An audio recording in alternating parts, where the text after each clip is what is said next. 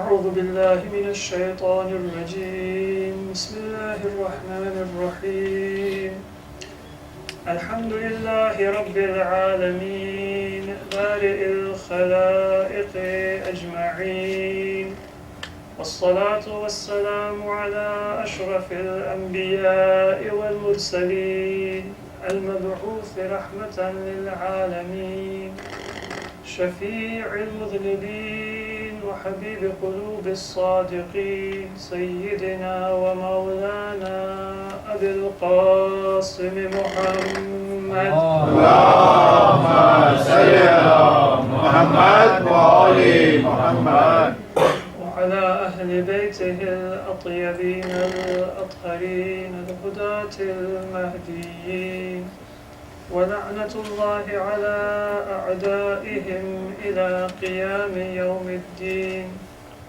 رب اشرح لي صدري ويسر لي أمري واحلل عقدة من لساني يفقه قولي أما بعد فقد قال الله عز وجل في القرآن المجيد بسم الله الرحمن الرحيم أفلح المؤمنون الذين هم في صلاتهم خاشعون والذين هم عن اللغو معرضون صلوا على محمد وآل محمد اللهم صل على محمد وآل محمد.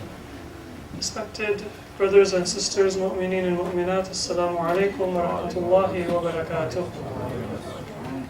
Before we begin tonight's majlis, I will request all of you to remember our marhumeen, the martyrs who have lost their lives in attacks which are too numerous for us to count each individual one. You all are familiar with the news, especially in Iraq and in Pakistan. There are continuous attacks and the continuous threat of violence and aggression. And both of them are equal crimes. Those attacks which are carried out, and then those threats which instill fear in the hearts of innocent people. All of them, we remember them in our prayers and in our dua.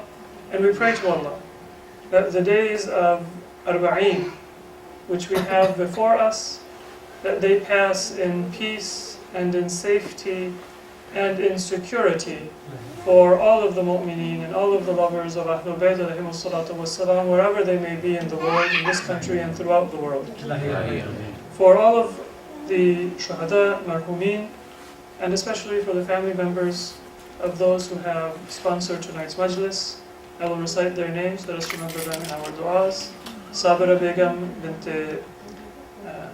Ma'shuq Ali, Mirza Hasan, Raza Beg ibn Mirza Mughal Beg, Amna Begum, Khairun Nisa, and Mirza Ma'shuq Ali. For these marhumeen and for all other marhumeen, let us recite a Surah Fatiha preceded by Salawat ala Muhammad wa Ali Muhammad. Allahumma salli ala Muhammad.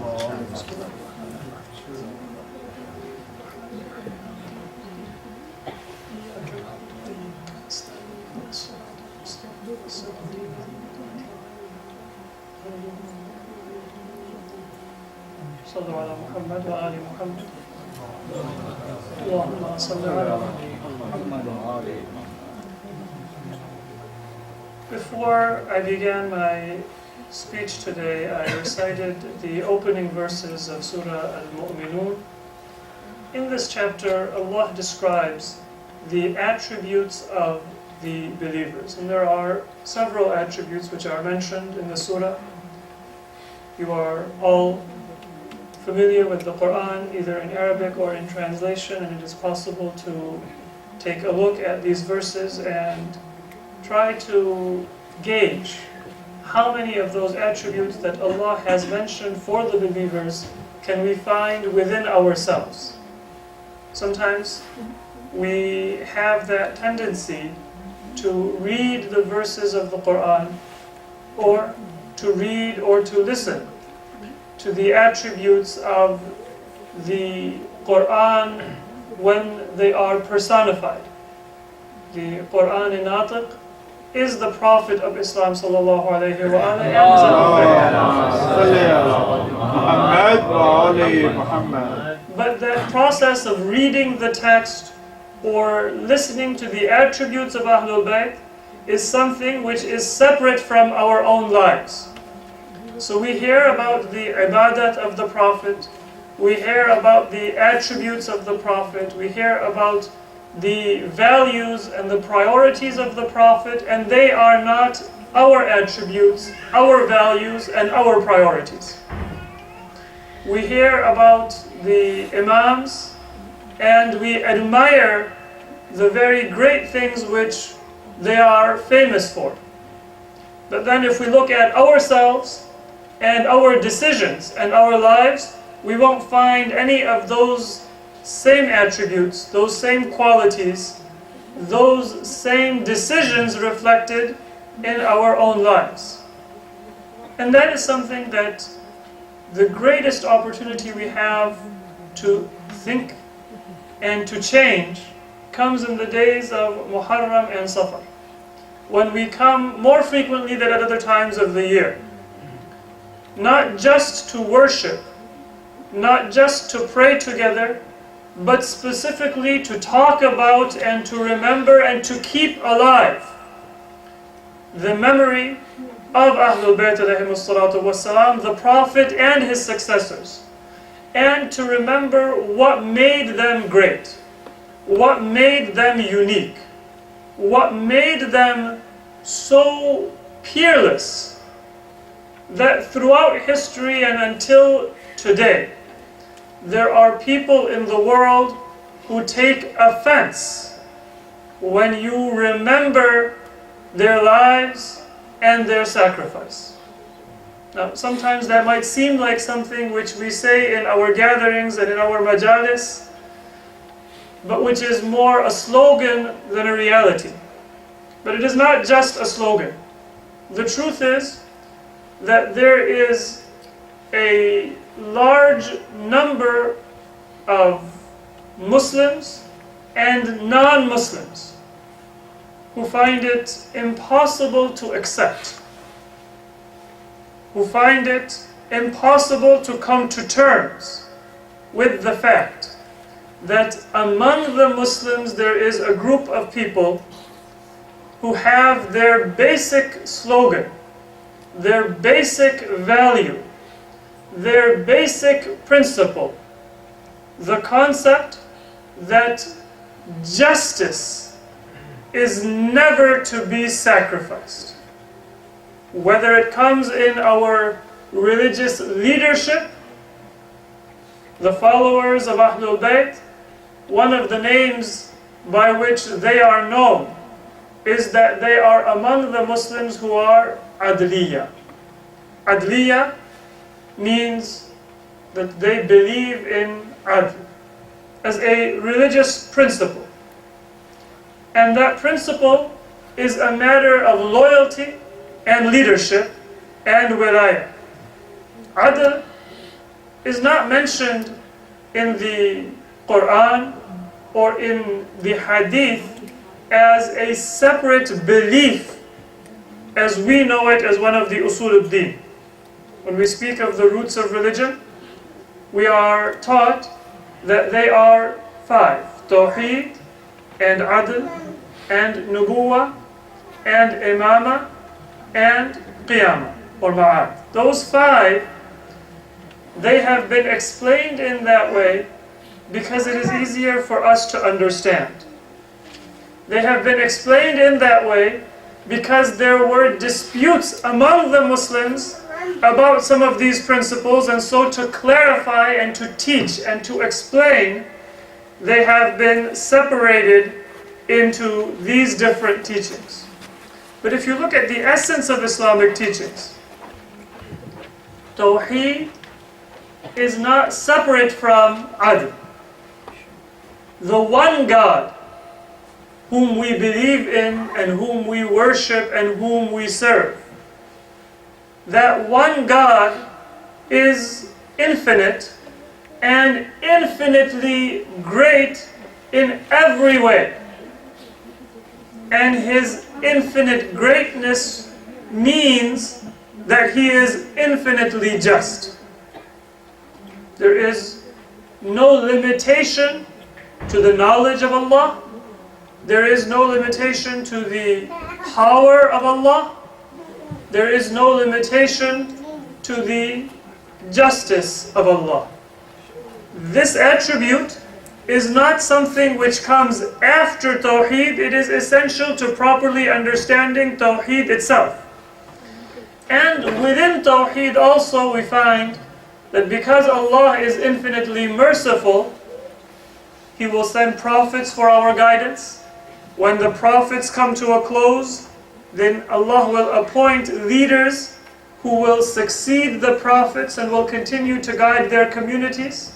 And because of His justice, and because of His mercy, and because of His ongoing concern for our well-being, Allah will also hold us to account for our actions and give us the natural result of the lives that we live. Those who did good, they will be rewarded for the good that they have done. And those who did evil, Allah will not punish them because He has a grudge. Allah will not punish them because He gets some satisfaction or some power or some benefit from punishing the evildoers. But because in His mercy and in His justice, He will bring a person to the natural result of whatever actions and whatever goals and whatever lives they lived in this world. So all of these usuluddin which we have, all of these principles of our faith, they are found within Tawheed. But when we speak of these attributes, it is useful for us to think of them separately, because they have an effect in our lives. A person who believes in adl is not like a person who does not believe in adl. A person who believes in nubuwah is not like a person who does not believe in prophethood. There are people who believe in God. A majority of the people in this country, something between 80 to 90%, if you ask them, do you believe in God? They say, yes, I believe in God. There is a creator, there is someone who created the heavens and the earth. But the weakness comes in the belief in prophethood. Belief in God by itself does not mean that a person will be able to achieve salvation or be able to understand how to serve God. Prophethood is important. And just as prophethood is important, there is an effect that comes from believing in and understanding the concept of imamah, believing in and understanding the concept of qiyamah or ma'ad or resurrection, and our being accountable for our actions. But the basic principle for which the followers of Ahlul Bayt are known, in previous times there were also some other schools of thought within Islam. The Mu'tazila school of thought, which was known also as being among the Adliya, those who believed in Adl. And the Mu'tazila actually, they were known for believing in Adl partially because they were somewhat close to Ahlul Bayt alayhimus salatu wassalam. They were not Shia as you and I would recognize the term Shia, because they did not believe in imamah. But a large number of the Mu'tazilas, they believed that the very best person after the Prophet of Islam, among all of his followers and among all of his companions, was Ali ibn Abi Talib alayhi salatu wassalam. One of the most famous Mu'tazilis in history, Ibn Abil Hadid, he wrote a volume, a very voluminous, a very large commentary on Nahj al-Balagha. Even today, it is considered to be one of the best commentaries on Nahj al-Balagha from a literary and from a historical perspective. He wasn't a Shia. So from a position of aqidah, from a perspective of beliefs, this commentary is not something which has a great deal of detail. But in terms of history, even preserving the true teachings of Islamic history and the lessons of Islamic history, it is a very rich resource. And from a literary perspective, because Nahj al-Balagha is a book of beautiful Arabic literature, this commentary of Nahj al-Balagha, written by, not by a Shia, not by an Imami, but by a Sunni Mu'tazili scholar, it is considered to be one of the best repositories. It's been published in 20 volumes. And it's available in Arabic for those who are able to benefit from the language. Ibn Abil Hadid, he says about himself and about many of the other Mu'tazilas. He says that it is our belief that if any of the companions were to oppose Imam Ali, then they would go to hell. But because Imam Ali made his peace with some of the companions, then we respect them and we honor them and we consider them worthy of our admiration. Apparently, there were some companions who were opposed to Imam Ali, but Imam Ali did not go against them in public. So the Mu'tazilas, again, what I am saying is that this person was a Mu'tazili, he was a Sunni scholar, not a Shia scholar. He says that in our belief, Imam Ali made his peace with Abu Bakr, and with Umar, and with Uthman, and he affirmed them, and he confirmed them in their position of leadership. Because he affirmed them, and he confirmed them in their position of leadership, we also give them respect. But if anyone, any of the companions of the Prophet, had gone against Imam Ali, and Imam Ali did not make his peace with them, then we would also oppose those people, even if they be relatives of the Prophet, even if they be companions of the Prophet. And that is why he says that in my belief and in the belief of my other Mu'tazila scholars, there is no excuse for Muawiyah. There are some among the broader family of Muslims who will even try to bring some honor and some respect to Muawiyah. They say that he was a relative of the Prophet because he was Khalul Mu'mineen. Muawiyah's sister, Habiba, she was married to the Prophet, the daughter of Abu Sufyan.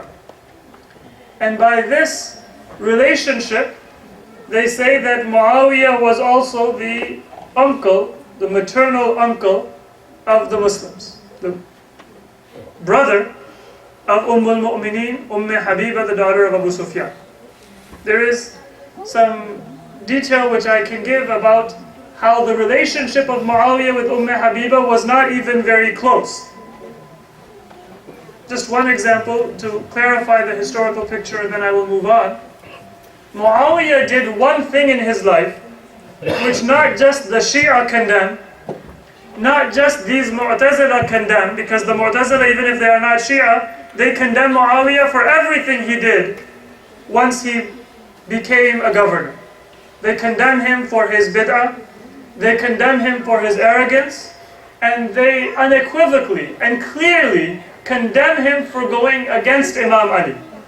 And they say because Imam Ali never made peace with Muawiyah, we also consider him to be outside of the pale of Islamic belief and practice. So they, in this respect, are very close to the truth and very close to the Shia. But there was one thing that Muawiyah did which was condemned by even those Muslims who are otherwise willing to respect him. Even that broader group of Muslims who had some respect for Muawiyah. Even many of the surviving companions of the Prophet, the wives of the Prophet, they condemned Muawiyah for this thing. And what was that? There is a person who was a governor and a very ambitious man in the time of Uthman and in the time of Imam Ali alayhi salam, known as Ziyad. And he is somebody you can only mention by first name, because Arabs, they didn't have last names. Their names would consist of the person's name and the father's name. So we say, for example, that Imam Ali was Ali ibn Abi Talib because his father was Abu Talib. Ziyad is somebody you could only mention by first name, because there is no knowledge of who was his father. Now, because Arabs, they name people by naming the person and then naming the father, he became known as Ziyad ibn Abi. Abi meaning the son of his father. And some people would say Ziyad ibn Sumayya because his mother was Sumayya. But this was not a noble family, it was not a pious family. Normally, people will get married and there is a father and a mother in the family, but Ziyad's family was a very evil family. And so there is no knowledge of who was his father. Muawiyah made this claim that Ziyad is my brother. And all of the Muslims condemned him for this, because this is against the clear teachings of the Prophet and against the laws of Islam. To make a claim that I think so-and-so is my brother, and to make somebody a brother, that is not allowed in Islam if it is going against the proper laws of one's family and one's relationship. Just for the children, I want to clarify that when we say somebody is our brother, we say that in a general sense. So-and-so is a brother in my faith or a brother in my religion. But if I were to lie and to say somebody is the son of my father or is a relative of mine, and that is not true, this is a great sin. Many ahadith have been found from the Prophet where he says that anybody who denies his relationship or her relationship to their relatives, that is a grave sin such that a person cannot be a Muslim. If I am related to somebody and I deny that relationship, or if I am not related to somebody and I claim that relationship by blood, not just by one's closeness and one's familiarity, that is a grave sin. So Muawiyah did that, and he claimed that Ziyad is his brother. Now, if Ziyad becomes the brother of Muawiyah, what does that mean? It means that he is also the brother of Habiba. Because Habiba was the sister of Muawiyah. If Ziyad were to be the brother of Muawiyah, then he would be the brother of Habiba as well. Muawiyah made this claim. It was announced everywhere in the Muslim world, in Kufa, in Damascus, that from now on nobody will say Ziyad ibn Abi, the son of his father. Nobody will say Ziyad ibn Sumayya, but people will say Ziyad ibn Muawiyah, or Ziyad ibn Abu Sufyan. Ziyad ibn Abi Sufyan, the son of Abu Sufyan, the brother of Muawiyah. When this announcement was made, Ziyad planned to go for ziyarat of Medina and for Hajj or for Umrah, to go and visit the city of the Prophet and to pay his respects and to give people the impression that he is a pious Muslim. At that time, one of his brothers came to him. He says that Ziyad, you know that this claim made by Muawiyah is false. It is untrue. It has no basis in fact. And if you go to Medina, then when you go to Medina, you are going to be going to the city in which your supposed sister Habiba lives. And she is going to do hijab, and she is not going to admit you in her presence. Because she is a wife of the Prophet, and she is a Muslim. She doesn't follow the Shariat of Abu Sufyan, and she doesn't follow the Shariat of Muawiyah.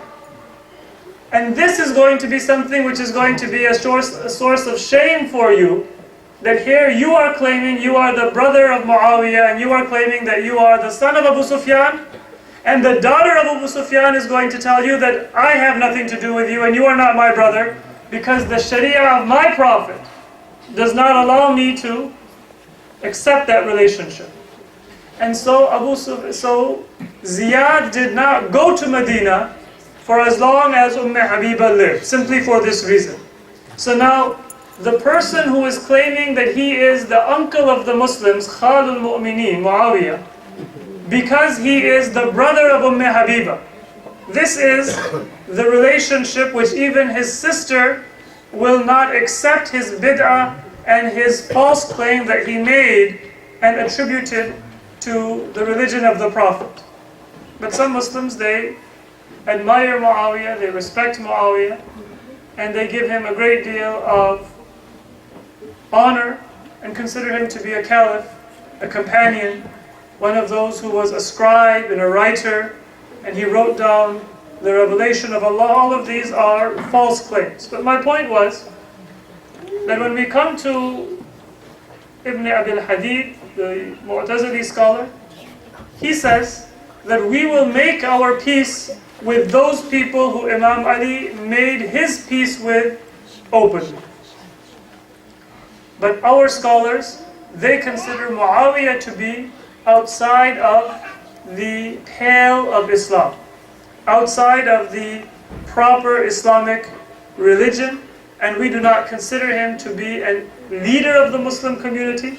We do not consider him to be somebody that it is permissible for us to honor or to follow in any way. This was because of their relationship to Imam Ali. Now notice, I said they are not Shia. They are not followers of the Imams. They don't believe the Imams, they are ma'soom. But because they said on a theoretical level, if Imam Ali makes his peace with somebody, then we will make our peace with them. And if Imam Ali does not make his peace with somebody, then we will not make our peace with them. Because of that principle which they were correct in believing in, they derived some benefit from their connection to the Imams. This is Salawat ala Muhammad wa ala Muhammad.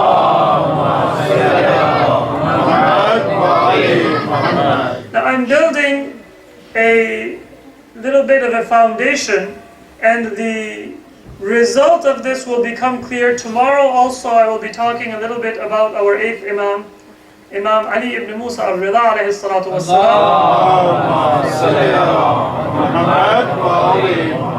Today I wanted to build this foundation, and the reason why it is very useful for us to discuss the life of our eighth Imam, of course there are lessons which we learn from our Imam, but these are the days leading to Christmas. And Christmas is a celebration which is given a great deal of respect by this country. Unfortunately, it is not treated as a religious celebration or a spiritual celebration. It is treated as a secular holiday, as a commercial holiday. But I want to discuss a little bit in light of the verses of Quran and in light of some of the words of our eighth Imam. What should be our principle and what should be our belief and our practice with regard to this celebration or this holiday, and with regard to the Christian community that celebrates Christmas. It's something which we should have some knowledge and some awareness of. I will talk about that tomorrow. But for now, let us remember this one principle. We should not insist, or we should not assume that for a person to derive benefit from Ahlul Bayt, they need to have a full knowledge of all of the teachings and all of the proper rights of the Imams from the progeny of the Prophet. If a person has that ma'rifah, if a person has that knowledge, if a person has that recognition, then they will achieve salvation. But if a person has even a little bit of that connection, then it will have a benefit in this world and perhaps even some benefit in the hereafter. It might be a source for Allah to show mercy to a person. It might be a source for Allah to show forgiveness to a person. At the very least, if it has no benefit in the akhirah, then it will have a benefit in this dunya. And so when we see this society which is filled with sectarianism, which is filled with aggression, which is filled with violence, one of the main messages that we as followers of Ahlul Bayt should have, today I want to speak about it, just the lesson that we learned from the Mu'tazila, who had a loose connection to Ahlul Bayt and an admiration for Imam Ali. And tomorrow I will discuss it in some more detail with regard to Christianity and our relationship with other religions. But the general principle is that we should not insist on conveying to people all of the teachings of Ahlul Bayt.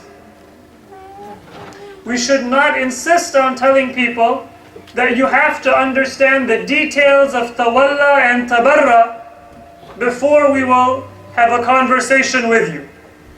If there are people who learn the lesson of tawalla and they don't understand tabarra, that is much better than if they don't understand tawalla or tabarra. And history will show us that sooner or later the question will enter into those people's own minds, or maybe their children's minds, or maybe their grandchildren's minds, that if we have wilayat of Ahlul Bayt, then what does that mean for how we should live our lives? And you will notice that if a person does not yet accept tabarra, they don't have that dissociation from the enemies of Ahlul Bayt, but if they have tasted a little bit of the sweetness of wilayat and tawalla, you will notice that they will not name their children with certain names. You will notice that they will not be comfortable in certain gatherings and in certain sessions and in certain speeches. You will notice that it will have some effect in their lives. And that is something which is a source of protection and goodwill among the Muslims, and it is of benefit to our community. And then Allah is the one who guides hearts, and when a person is ready, then Allah subhanahu wa ta'ala, He can guide their heart and bring them to a more profound understanding and a deeper understanding, not just of the love of Ahlul Bayt, but of wilayat of Ahlul Bayt. And what does it mean for there to be wilayah of Ahlul Bayt? It means love, and it also means some form of dissociation and separation. That is a natural result and a product of a deepening attachment to Ahlul Bayt alayhimu salatu wassalam. Please recite salawat ala Muhammad.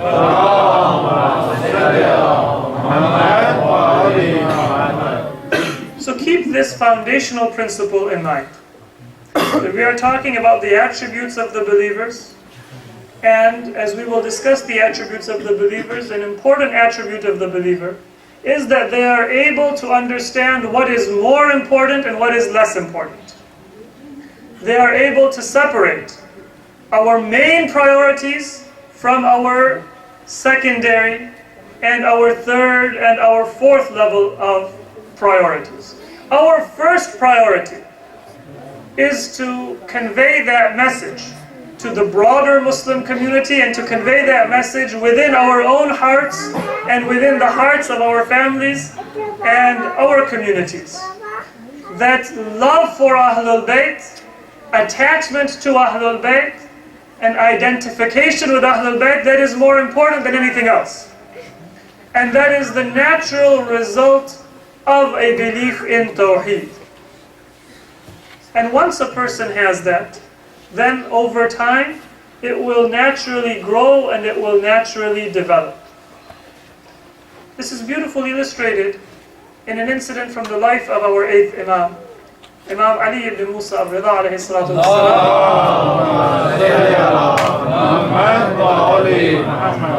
I want to mention this incident, and that will be the closing of tonight's speech, and inshallah we will continue and build upon this foundation in some more detail in our coming nights. But I mentioned that the attribute of belief in Tawheed, that is what characterizes the believers.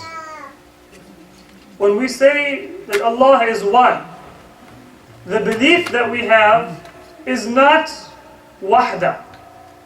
Wahda means oneness.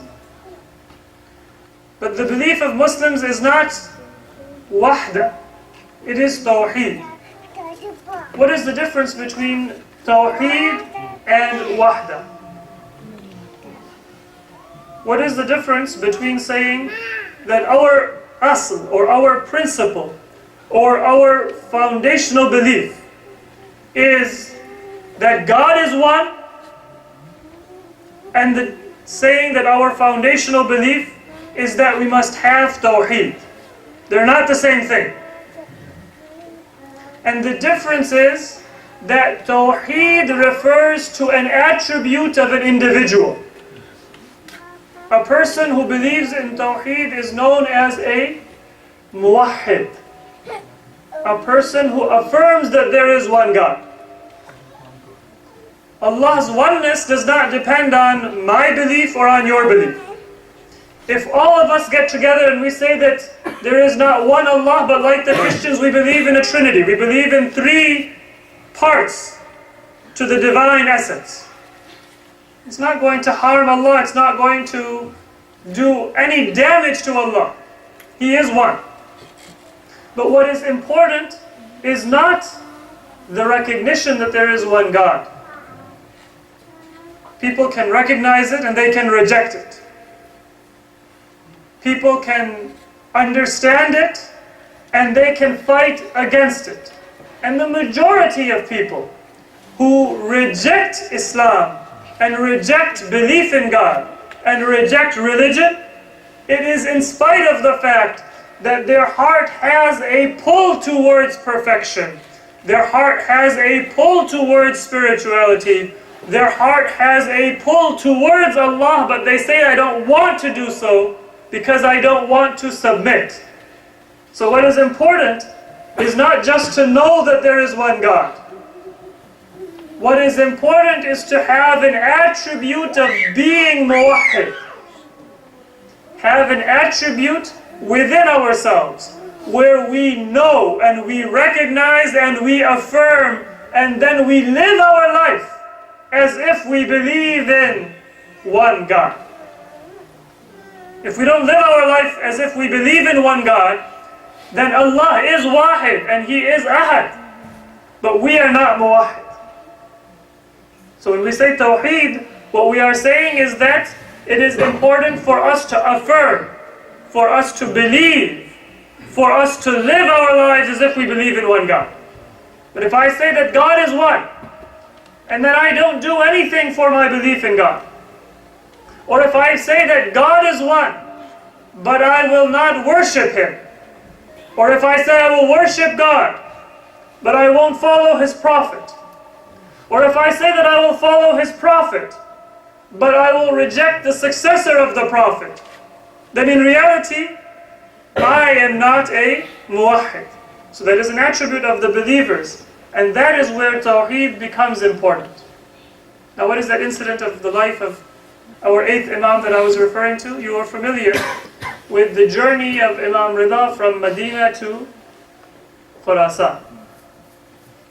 He was compelled by Ma'mun, the Caliph, to go from Medina to Khurasan. Marv was the name of the city where the Caliph lived. On this journey, Imam Rida alayhi salam, he passed by a city which exists even today, known as Nishabur. That city is close to Mashhad, and those who go for ziyarat of Mashhad, just a half-hour journey, you can actually visit Nishabur, and you can visit that same site where Imam Rida, he performed a miracle and he addressed a crowd of tens of thousands of people. Look at the beauty of the words of the Imam. The story, as many of you are familiar, is people gathered and they said that, O grandson of the Prophet, we have heard that you are famous for the ahadith that you have preserved in your family, which many of the other Muslims, they are not familiar with. And at that time, hadith was considered to be a source of honor and prestige for people. People used to travel hundreds of miles, thousands of miles, to go and find a unique hadith. And sometimes they would know a hadith, but they would travel just to be able to hear it directly from a teacher. So now these thousands of people, they say that the grandson of the Prophet has come in our midst, and we can hear a hadith directly from him. So it's said that there is a gathering that came, tens of thousands of people were present, and what did the Imam do? He said that, I will tell you a hadith. Everybody was told to be silent. Scholars now, old men, recognized scholars, judges, professors, teachers, and many other common people even, they came. Those who didn't know how to read and write, they were listening carefully. And those who knew how to read and write, they brought pen and they brought paper, and they were going to record every word that the Imam said. And people thought maybe now the Imam is going to give us a long and a detailed hadith. Because that is how people used to show their scholarship. That is how people used to impress others. That I will come and I will tell you how many ahadith I know. And you don't know these ahadith. And nobody else knows these ahadith. And so everybody was ready. Everybody was listening. What is the Imam going to say? With ears, with pen, with paper, whatever people had, they were listening. The Imam began with his isnad. He began with the chain from whom he heard the hadith. He said, حدثني أبي. Imam Musa Kazim alayhi salatu wassalam. And Abihi, from his father. And so on, naming each of the Imams until he came to the Prophet. Now, normally, when people would mention a hadith, their isnad would end with the Prophet. That is considered a very high chain of transmission. But Imam Rida, he gave the complete isnad. When he went from himself to his father, to his grandfather, all the way through the list of Imams to the Prophet, then he says, An Jibra'il. The Prophet heard it also from Jibra'il. And Allah Azza wa Jal, from Allah. This is Hadith Qudsi, and the chain consists entirely of ma'asumeen. This chain of narrators is known as Silsilatul Dhahab, the golden chain. And there is a prominent muhaddith who said that if this hadith is mentioned, then I imagine if a person is sick, Allah will give that person a miraculous cure because of the blessings of the hadith that I'm about to mention to you. But then he said that forget the hadith. If just this chain of names is mentioned before a sick person, then I believe Allah subhanahu wa ta'ala will cure that sick person of their illness, because it is the name of these noble personalities, and every single one of them is a ma'asum. Now, the reason why I'm mentioning the story, all of you have heard the story. The reason why I'm mentioning it is because it brings together the points that I have been speaking about. Number one, the Imam does not give a very long hadith explaining all of the details of Islam, the details of Tawheed, the details of Nubuwah, the details of Imamat. And 99% of the people who are listening to this hadith of the Imam are not Shia, and they do not believe in the Imam as an Imam. But the Imam is trying to explain to people what it means to believe in Tawheed, and the Imam is going to explain to people that Tawheed has certain requirements. And then the Imam leaves it at that. Go and think about what those requirements are, and then it is the duty of the people, when they are ready, to come back to the Imam and to say, oh, our teacher, oh, our guide, tell us, what are those requirements? Imam didn't say that I'm going to teach you whom you have to have wilayat of, and whom you have to have bara'at from, and all of those details. That was not the time and that was not the place. And if the Imam had done so, he wouldn't have been able to convey his message accurately. What is the hadith the Imam taught? He said that, قال الله عز وجل, Allah said, كلمة لا إله إلا الله Hosni. The words La ilaha illallah they are my fort. فَمَنْ دَخَلَ حِصْنِي أَمِنَ مِنْ عَذَابِ. A person who enters into my fort, that person is safe from my punishment. A very simple hadith, a very beautiful hadith, and a hadith which gives hope to people that they too can achieve salvation. Sometimes we make our religion so difficult that we close the doors of Jannah before our own faces. How am I going to be able to achieve Jannah? But the attribute of the Prophet and the attribute of the successors of the Prophet is that they never closed the doors of Jannah and said it's only for 5 people or 10 people or 20 people or 100 people. They never even said that Jannah is only for our followers. They said that Jannah belongs to Allah and it belongs to those who have taqwa of Allah. True taqwa can only come if a person accepts all of those whom Allah has commanded us to obey. But the relationship is through Allah. It is not something which we should confuse and we should limit to our group or our school of thought or to just one portion of humanity. The Imam says, كَلِمَةُ لَا إِلَهَ إِلَّا اللَّهِ حِسْنِي فَمَنْ دَخَلَ فِي حِسْنِي أَمِنَ مِنْ عَذَابِي. Allah says that La ilaha illallah is His fort. Anybody who enters into that fort will be safe from the punishment of Allah. And then having said that, the Imam retired from that gathering. Now everybody is still there. Pin drop silence is still present in the gathering. Some people have written the hadith of the Imam. Some people are repeating the words under their breath, so that when they go home and their wives will ask them, their children will ask them, what did the grandson of the Prophet say? They will be able to repeat the exact words. It is a hadith Qudsi, a hadith of Allah. And while the people are waiting, the Imam comes out and he says, let me add something. That was the hadith, and now this is the tafsir of the hadith. The Imam says, بِشُرُوطِهَا. There are certain conditions. وَأَنَا مِن شُرُوطِهَا.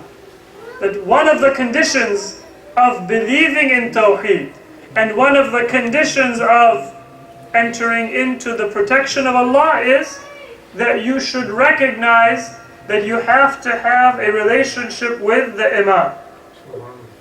So the Imam is giving them that hint that there is a requirement to Tawheed.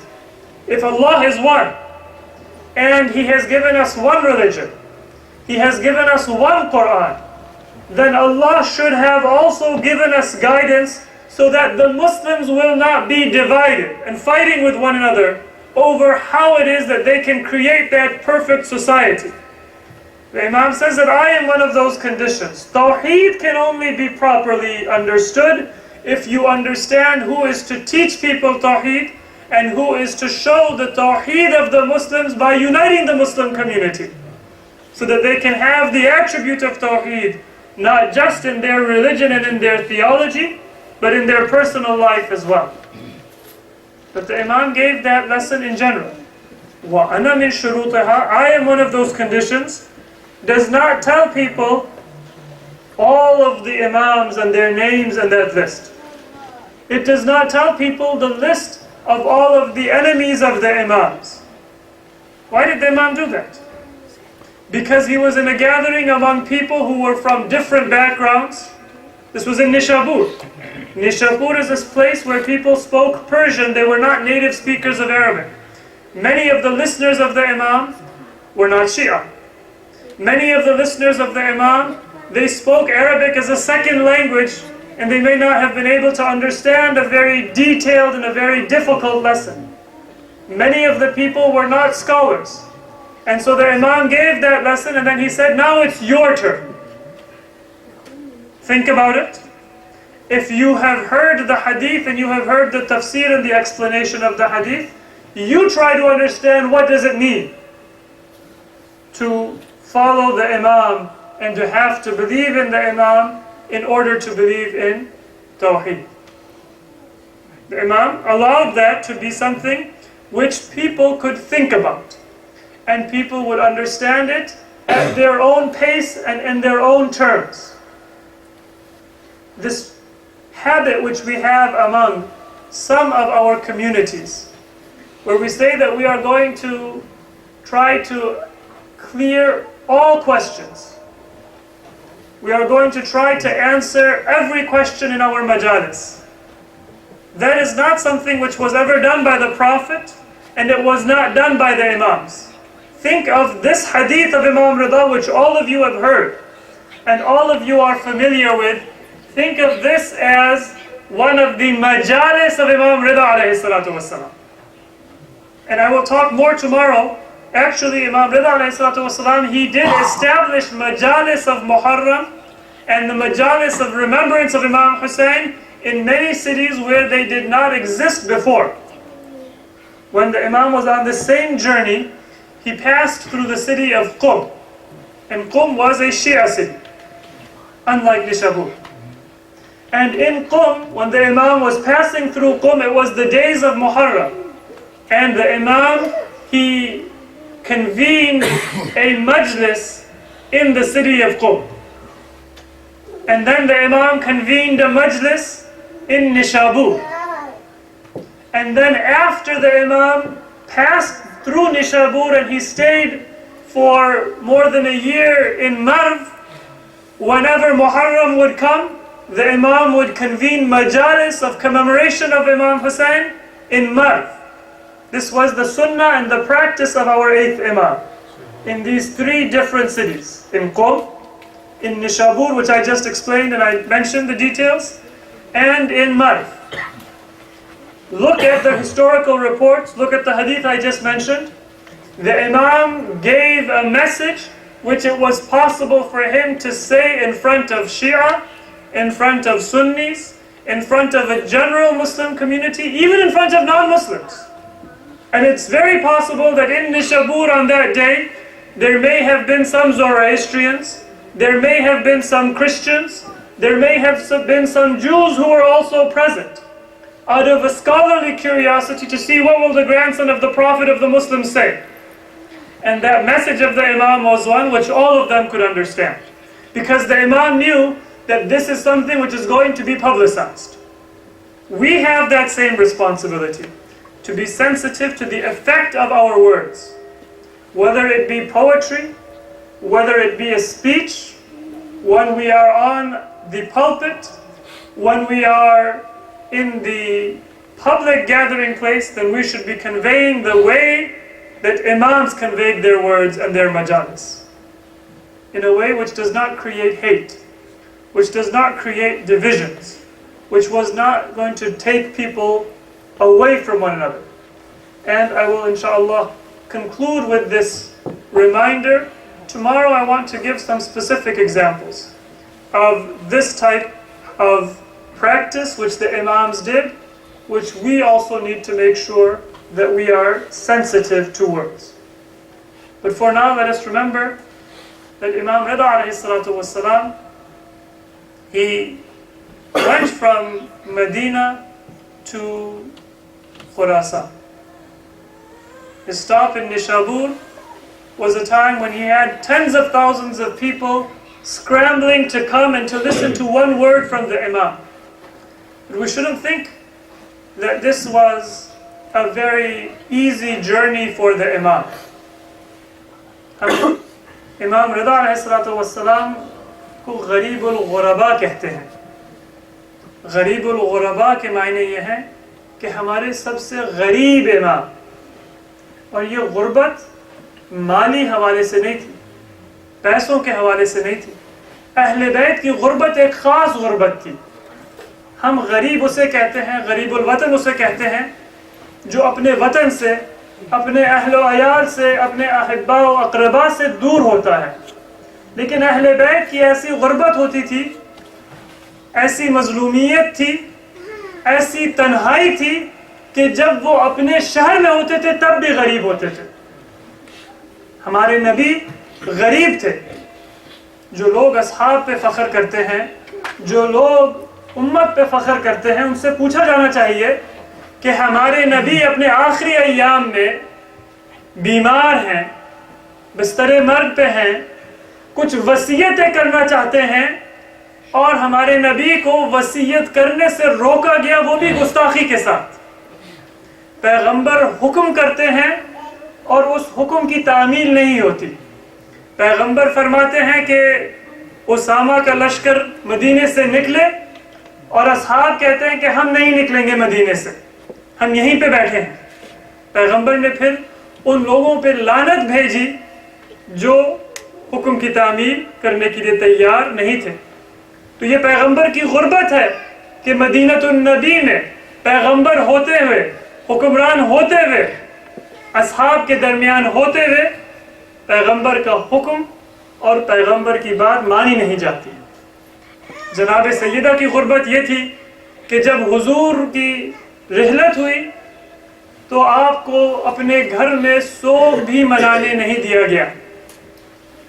جب جناب سیدہ اپنے والد کے لیے رونا چاہتی تھی تو اپنے گھر سے نکل کر جنت البقیع میں جا کے بیت الاحزان میں گریہ کیا کرتی تھی۔ یہ جناب سیدہ کی غربت زندگی میں تھی، اور آپ سب کو معلوم ہے کہ کس غریب انداز میں رسول زادی کا جنازہ اٹھا۔ امیر المومنین کی غربت، امام حسن مجتبیٰ، امام حسین، ان سب کی مظلومیت آپ کے سامنے ہے، لیکن ایک خاص غربت ہے امام رضا کی۔ وہ اس وجہ سے کہ امام کو ظاہری طور پر عزت و احترام کے ساتھ مدینے سے خراسان لے جایا گیا، لیکن در حقیقت امام کو جلا وطن کیا گیا مدینے سے۔ مامون نے پیغام بھیجا خراسان سے مدینے کہ اے فرزند رسول، خلیفہ چاہتا ہے کہ آپ کو ولی عہد قرار دے، خلافت آپ کو سونپی جائے۔ امام نے جواب میں فرمایا کہ میں یہاں پہ مدینے میں خلیفے سے زیادہ عزت و احترام کا حامل ہوں۔ یہاں پہ لوگ آ کے مجھ سے سوال پوچھتے ہیں، اپنی دینی رہنمائی لیتے ہیں اور میری بات کو سنتے ہیں اور مجھے اپنا امام تسلیم کرتے ہیں۔ مجھے ولایت عہدی مل جائے گی تو کیا فائدہ ہوگا، مجھے کیا ملے گا؟ اگر میں منع کر دوں تو پھر کیا ہوگا؟ تو پھر جواب ملا کہ خلیفے کا حکم یہ ہے کہ اگر امام اپنی مرضی سے نہیں آنا چاہتے تو پھر زبردستی امام کو مدینے سے خراسان لایا جائے۔ تو پھر امام کو تیاری کرنی پڑی۔ امام نے سب سے پہلے جا کے روضہ رسول پہ الوداع کیا اپنے نانا سے، کہا کہ اے میرے نانا، اگر میرے اختیار میں ہوتا تو میں کبھی آپ کے جوار کو نہ چھوڑتا، لیکن میں مجبور ہوں اور مجبوری کے حالت میں مدینے کو چھوڑ رہا ہوں۔ اور پھر مسجد النبی سے امام اپنے گھر تشریف لائے اور اپنے اہل و عیال کو جمع کیا، اپنے 6 سالہ بچہ امام محمد تقی کو اپنے پاس بٹھایا اور اپنے اہل خانہ سے کہا کہ اب مجھے ایسا سفر درپیش ہے کہ جس سے مجھے معلوم ہے میں لوٹ کے نہیں آؤں گا، تو میں چاہتا ہوں کہ میرا ماتم میرے سامنے ہو۔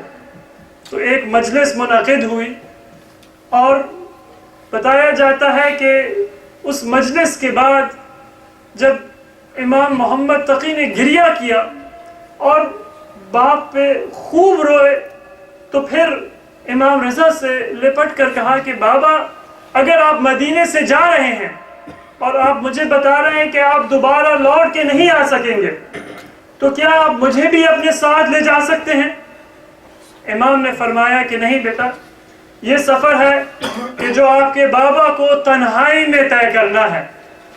امام نے الوداع کیا، مدینے سے روانہ ہو کر خراسان پہنچے۔ آپ جانتے ہیں کہ وہاں پہ ظاہری طور پر تو امام ولی عہد ہیں، عزت و احترام ہے، لیکن اندر سے مامون سازشیں کر رہا ہے، کوشش کر رہا ہے کہ کسی طریقے سے امام کی محبوبیت لوگوں کے درمیان کم کر دی جائے۔ مناظرے منعقد ہوتے ہیں کہ شاید کوئی عالم شاید کوئی دانشور آ کے امام سے مناظرے میں امام کو ہرا سکے، لیکن ہر روز امام کی عزت، امام کا احترام لوگوں کے دلوں میں، امام کی محبت بڑھتی جاتی ہے اور مامون کو حسد ہوتا ہے۔